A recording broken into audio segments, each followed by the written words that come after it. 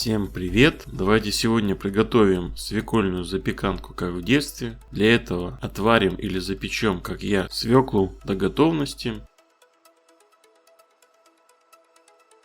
Возьмем яблоки, удалим сердцевину ножом или специальным устройством.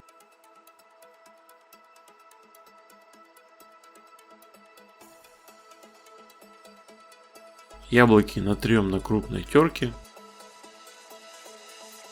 Отварную свеклу аналогично натрем на терке.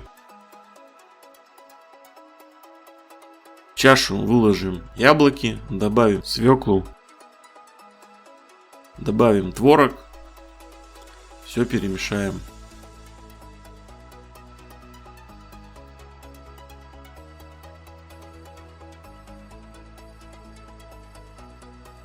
В чаше смешаем 3 яйца.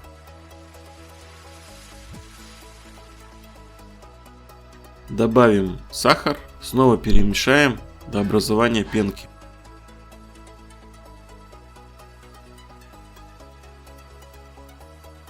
Вольем яичную болтушку в чашу. Добавим сливочное масло и перемешаем. В конце добавим манную крупу. Также перемешаем.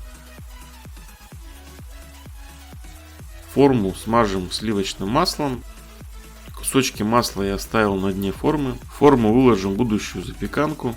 Выровняем поверхность ложкой и уберем в духовку на 30 минут при температуре 200 градусов.